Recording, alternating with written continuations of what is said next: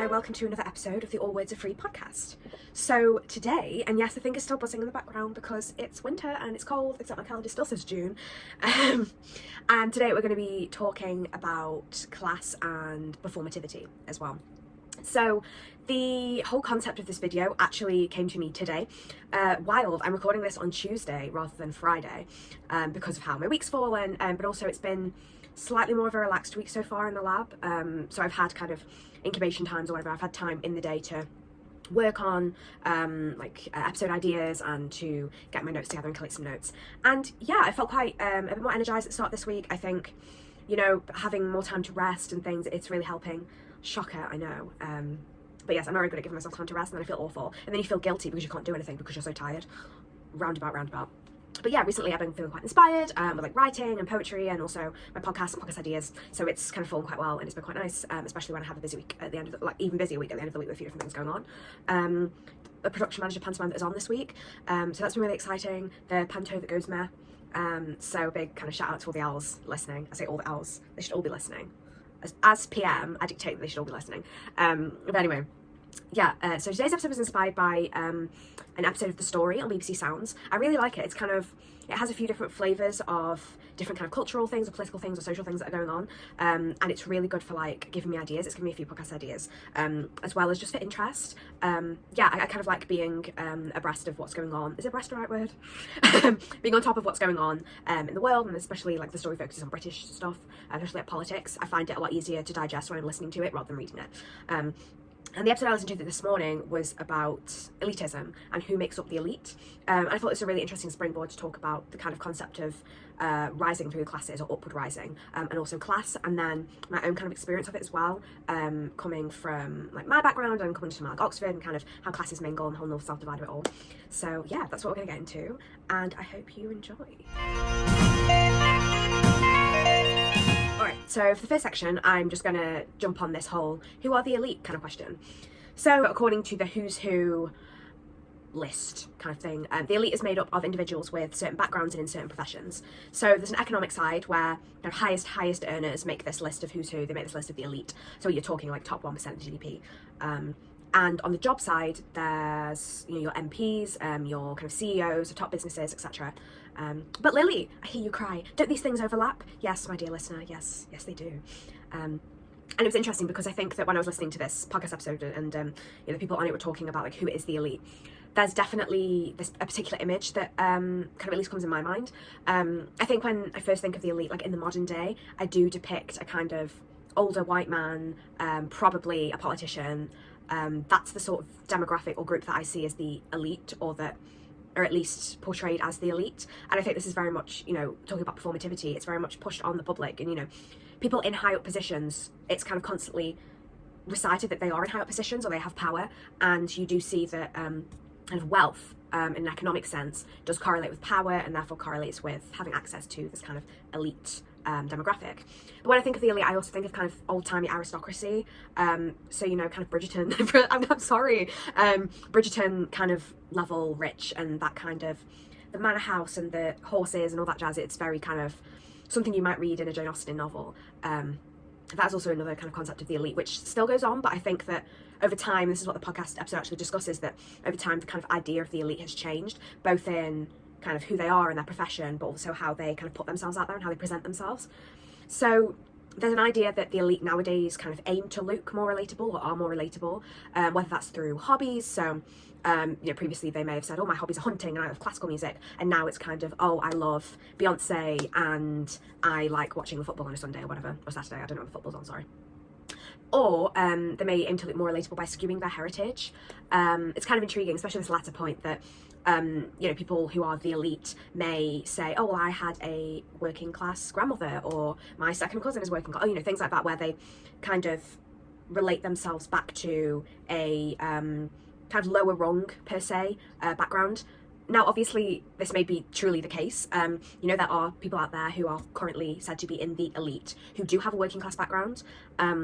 But I think it's interesting to kind of see how much that kind of background that wouldn't be classed as elite per se, or say your parents aren't in the elite, how that relates and how many degrees you are from that more relatable economic status. So say, for example, if you're descended from miners versus if your mother was working class, or if you personally were working class and then managed to get up the ladder per se, through, you know, different things, different programs, whatever.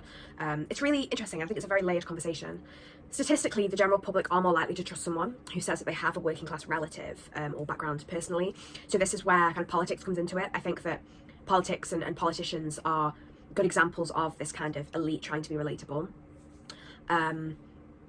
Yeah, this trend has surfaced over time with post-baby boomers showing kind of higher likelihood of this sort of activity, liking football over the opera, for example, than at the start of the 20th century when the aristocracy were very much aristocratic. You know, we're talking hunting, we're talking shooting, we're talking horse riding, all that sort of thing. Especially since the podcast mentions, or people in the podcast mentioned, in the 1980s, that was when things really shifted.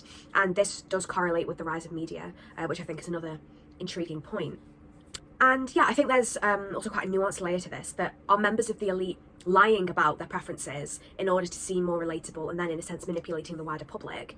Or are they feeling more able to be true to themselves and actually talk about like, oh, well, I actually really like this pop music, or oh, well, I actually really like just like going for a nice walk and a coffee and a hot chocolate or whatever. It's like, it's a bit more, they can feel like they can say those things rather than having to hold up a particular image of being in the elites, perhaps, especially in the modern internet age, because I think that, you know, for example, the more online you are, and to a certain extent very public figures who may fall into the elite have to be online because there's that need for presence and engagement with the public.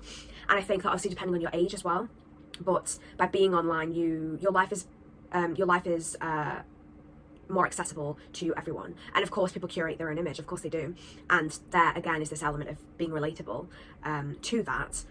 But I feel that the internet as a conceptual thing brings people a lot closer together.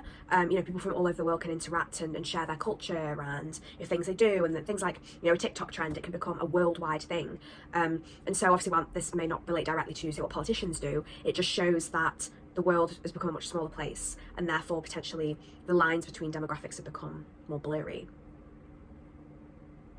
No longer are the aristocracy staying within their own bubble. Of course, one's background greatly affects how they view the world on both a conscious and a subconscious level. So I have a working class background, and it does great when people born into the upper classes use that label to boost their public image, especially when they're not, you know, working class themselves or don't have working class parents. But there's also a side where people have no concept of what it's like being in a different kind of economic class, and that's no excuse for, say, people using the label of the working class to boost themselves. It's definitely not, and in fact potentially makes it worse because they don't try and understand what it's like to actually be in that position. But it's a really interesting thing to consider.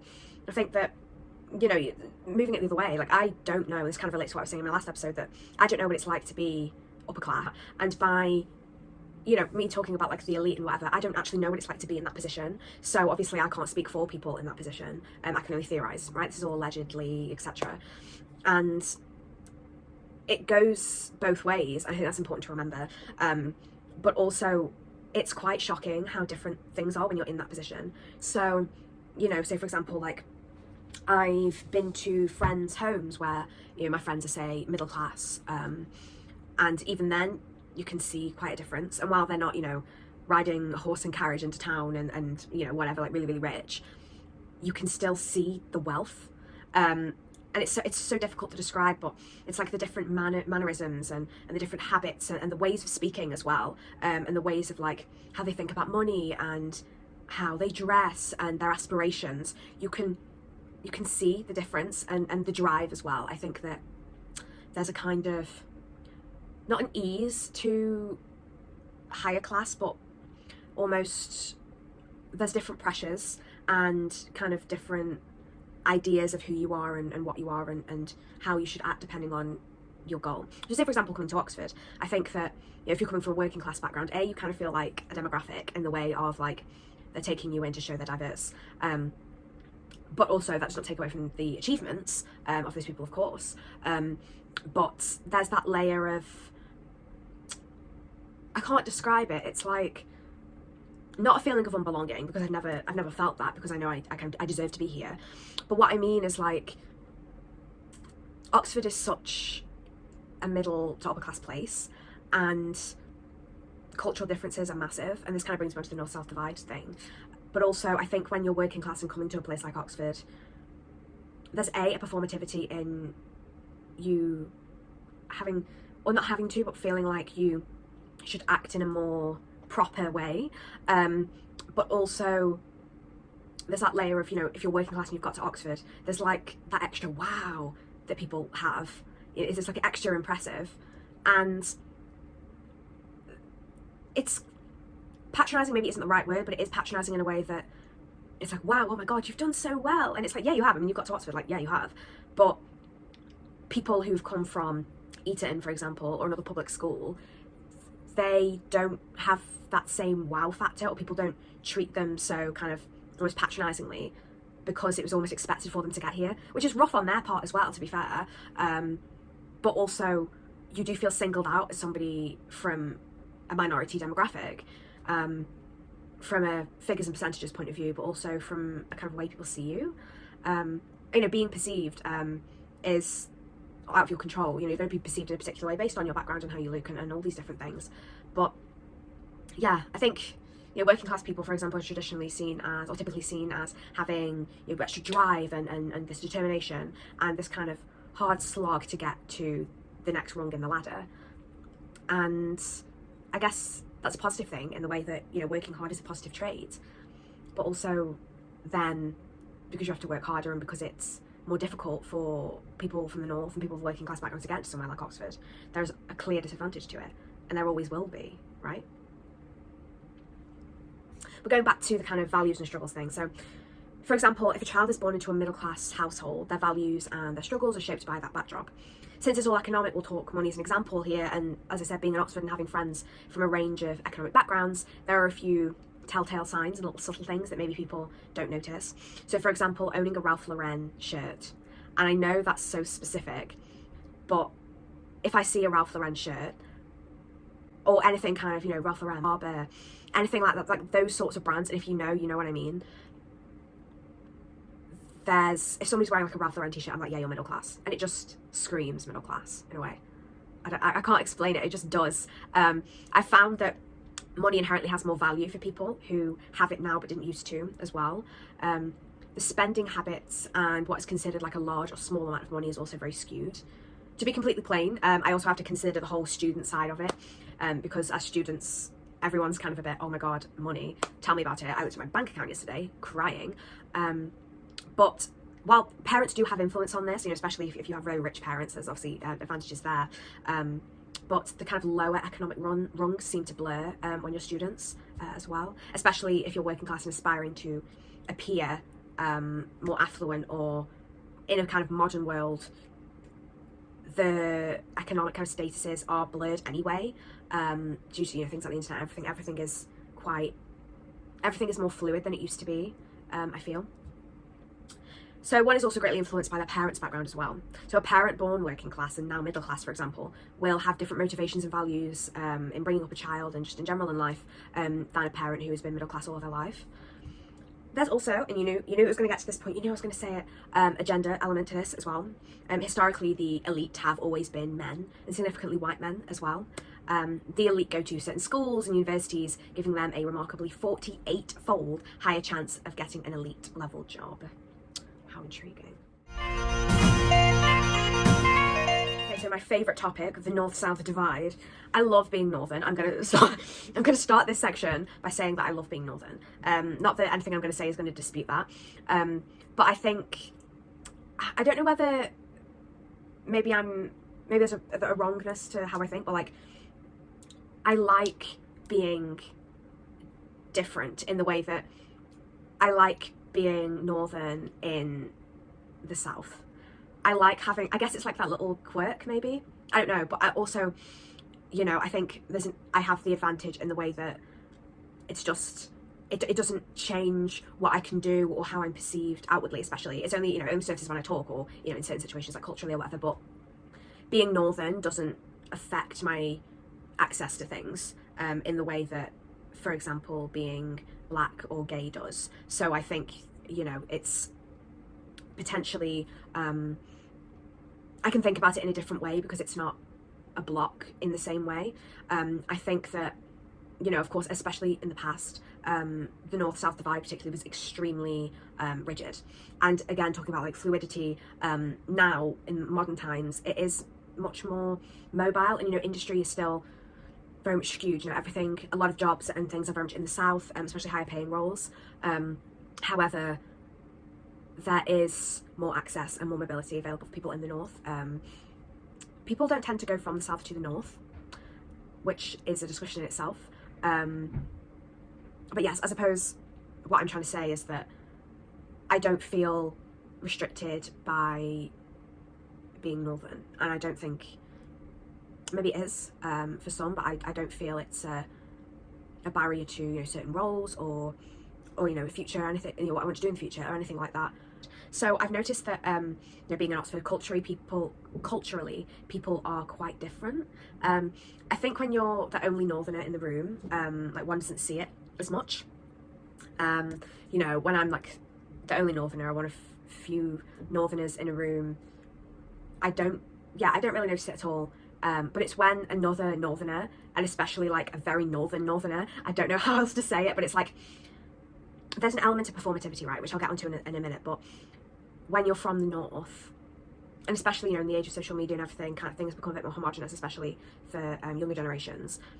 But sometimes when you're from the north, there's kind of an element of pretend in the way that you change the way you act, or change the way you speak, or change your mannerisms when you're in the south, because of just taking things on that people do, because, you know, you pick up habits all the time from people around you, especially the longer you've been in the south.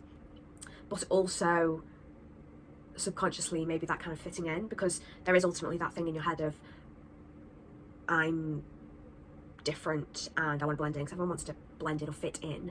And there is a, you know, if you were to look at it on a binary level, you know, it's like men have more advantage, north south have more advantage. So there's that element to it as well, especially being a working class northerner.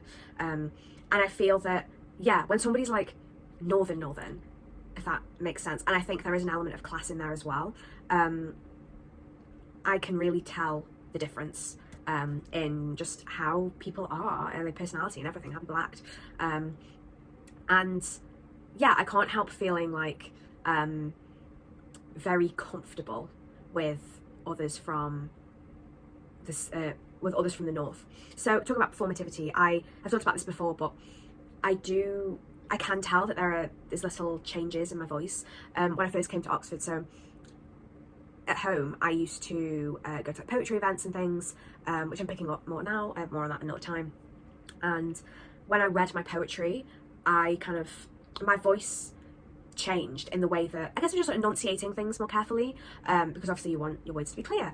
And that is the way that I spoke in Oxford, especially to begin with.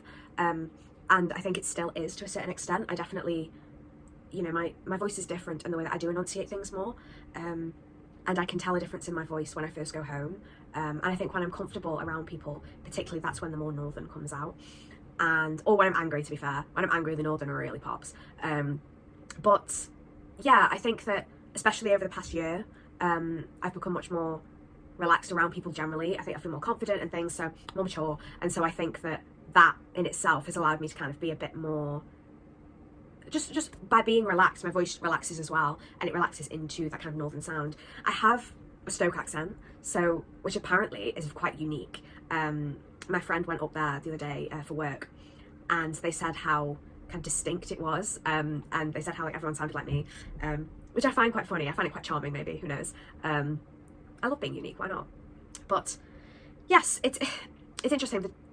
The changing of my language as I live in the south is also very apparent. The things I say, you know, I mean, a key one is like, you know, tea versus dinner. So the last meal of the day in the south is dinner, but in the north we call it tea, or at least in Stoke we call it tea. And my instinct now is to say dinner and not tea, and that is a big change. And yeah, the cultural subtleties that I notice when at home as well, or when I'm talking to other northerners, there's just, it's something completely inexplainable, but it's very much there. And if you know, you know, I think. It's one of those things. But I definitely feel a certain comfort around people from the north. I think they feel like home, I suppose.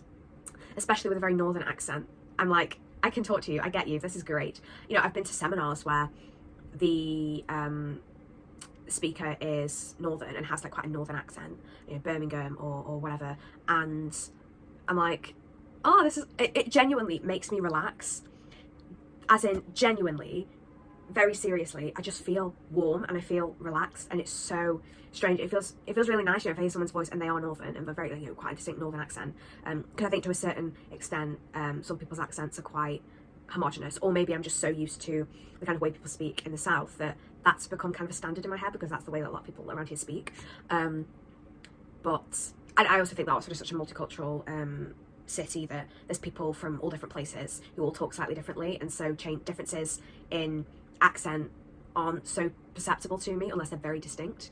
But yeah, there is that comfort to it. I think certain things will never change about me, you know, I am northern at heart, and I wouldn't change that. And I think that, yeah, certain things are always going to stay the same, and I love it really, we love it. Yeah, I also, funny enough, pointed out today, so I went to a meeting and a couple of my other friends were there, and I was like called in, and I said to them, I shall be back. And I do that, I sometimes, I mean, I kind of ironically, I like jokingly say things in a very proper way, but I also do speak quite properly anyway. It was like, I'm quite well, thank you, Neil Jazz. But yeah, I think that is not performative, that's just a product of what I read. I read a lot of classical literature, and so I think, unfortunately, I begin to talk like somebody from a Jane Austen novel. It's just how it be, unfortunately. But I love it because I love the kind of lyricism within the language, I guess. I mean, I love classical literature for that. But yeah, I guess that's just kind of rubbed off on me, and so I do speak in that particular way. Yeah. Let's talk about some stereotypes. So Northerners, and this isn't biased, this is researched, Northerners tend to be friendlier, or I suppose more accurately, more open. So it's not that people in the South are rude or not friendly, because I have a lot of friends who were born and raised and live in the South, and that would be cruel. People are very kind wherever you go, and people can be rude wherever you go. But I think that people in the North seem to be more willing to start conversations, to say hello to strangers. They seem to be much more comfortable with just social interactions, whereas people in the South seem to be a bit more independent in a way. I think a key example is walking past people in the street. So if you're on kind of a quiet walk early in the morning or whatever, people in the North will say hello to people when they pass them, or good morning, whereas in the South it's not the same. People just walk past each other, which is kind of element. I mean, I think it's a product of the types of places you're in as well, of course. You know, in the North, communities tend to be built around villages or kind of smaller areas, whereas in the South, if you're walking through a city, it's a bit different. You know, the mass of people, even quiet and early in the morning, there's just a different dynamic about a city compared to a small town or a village. So yeah, I guess maybe it doesn't carry all the way, but I think it's an interesting kind of thing to consider. Again, those sort of cultural differences. So when I visited London, it feels like a completely different realm, even a different country, and how kind of multicultural and vast it is. The city is like nothing else I've seen in England, and yet the capital is the reference point for many non-Brits for what England is like. And the aristocracy are also the archetypal British person, typically depicted as an older white man. And so it was very interesting when you're talking about this question of the elite, and that the elite become representative of England, and if not the UK. The elite are our politicians, our figureheads, our, you know, the people that you see a lot on TV or in media or online, and therefore people have this particular image of the UK, including people who live here, and you feel kind of like a secondary almost, or that kind of hidden demographic. And so I find it interesting, you know, when people, so for example, Americans is probably a good example. You know, when they come to the UK, they have a particular idea potentially of what people are supposed to be like, or what people are like. And it's just intriguing that the smallest demographic by numbers, the elite, are the representative of the country, because obviously they are our leaders, but they're our image too, and it's very interesting. But the elite have the power. Ultimately, I am a working class woman from Stoke-on-Trent, and this skews my perception of the world and its issues, and my values and who I associate with. It skews my future as well. So if I was looking at university pre-1920, my sex would get in the way, and pre-1908 it would be my class. And even then, recent statistics, which I looked at today, show that almost 50% of the intake for Oxford in the last 3 years was students from London and the South East. And focusing on the North exclusively, intake totaled approximately 25%, which is less than the intake for London alone. Also, 18% of the intake for biochemistry, which is the course that I'm on, over the same period, were from socio-economically disadvantaged backgrounds. And that's over my entire degree, not just for a year, that 18% of people were from a disadvantaged background. Stoke is one of the most deprived places in England. And I don't pretend, I have never not had money and comfort and warmth and food throughout my life in any period. So, you know, there are different layers to this. You know, what they count as a disadvantaged background, well, does that take, you know, there's different layers. The umbrella term of disadvantaged socioeconomic background can be from anything, you know, different kind of parental income. And, you know, do people who have struggled to eat in the past, or have not had warmth, or, you know, come from single parent homes, or have had free school meals, or have even had to have time out of education for caring, or just because they can't afford a school uniform or anything like that, do these children even get a chance? Do they get a look in? There were some free school meal statistics as well, actually, which is why it popped into my head, and the intake was rather low. You know, this comes on to the idea of chance and resources that schools have. So attending Oxford was not widely considered in the North until more recent times, where now the demographic is shifting somewhat. The university is talked about in classrooms as a true possibility, and this is a wonderful thing. But if one cannot access a classroom, then they can't even think about it. They can't even think about the future in education, even potentially. By being here, as I mentioned, are we a number for diversity? It's all about access, as I said. So at public schools, students are moulded for Oxbridge, right? They are trained towards entrance exams and have more opportunities for extracurriculars and tutoring. And those go to state schools. State schools do not have the funding to give the extra support like this. And so there is still a disparity. And there will continue to be a disparity unless something hugely changes.